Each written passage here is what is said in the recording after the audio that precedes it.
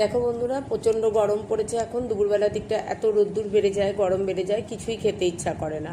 তো আমার ছেলে তো স্কুল থেকে বাড়ি ফিরে একদম রোদে ঝালাপালা হয়ে, তাই ওর জন্য বানাচ্ছি কার্ড রাইস। এই দেখো নিয়ে নিয়েছি ভাত, ভাতের মধ্যে এই যে দিয়ে দিলাম ফেটিয়ে রাখা দই, সামান্য বিট নুন আর একটু চিনিও দিয়েছি, দিয়ে ফেটিয়ে নিলাম। অনেককে দেখেছি আমি এটা ম্যাশড করে নেয়, কিন্তু আমি হাতা দিয়েই করেছি, কারণ বেশি ঘাটাঘোটা ভাত হলে আমার ছেলে আবার খাবে না। এইবার দেখো আমি বসিয়ে দিয়েছি একটা প্যানের মধ্যে। এবার তো তড়কা দেওয়ার পালা। এবার প্যানের মধ্যে আমি দিয়ে দেবো সাদা ভাতটা, ভালোভাবেই মিশিয়ে নিয়েছি দইয়ের সাথে।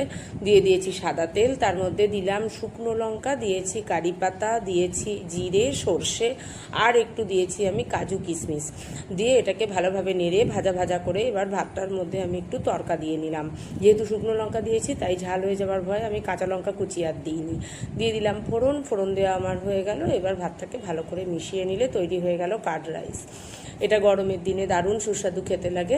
এবার একটু দুধ দিয়ে নিলাম ওর মধ্যে, দিয়ে ভালোভাবে হাতা দিয়ে নেড়ে নিলাম। তো চলে এসেছি খাবার টেবিলে। আর আমি আজকে দেখো রান্না কি হয়েছে, এই যে কার্ড রাইস করেছি ওর জন্য, দিয়ে দিলাম সেটা। আর করেছি সঙ্গে, এর সঙ্গে তো কোনো তরকারি খাওয়ার দরকার পড়ে না, এটা ইটসেলফই একটা ভালো খাবার। আর আমি দুপুরে আমাদের জন্য করেছিলাম হচ্ছে মাছের ডিমের বড়া। তো দেখো আমি কটা মাছের ডিমের বড়া ওকে দিয়ে দিয়েছি। আর আমাদের হয়েছে পটল আলু দিয়ে মাছের ঝোল।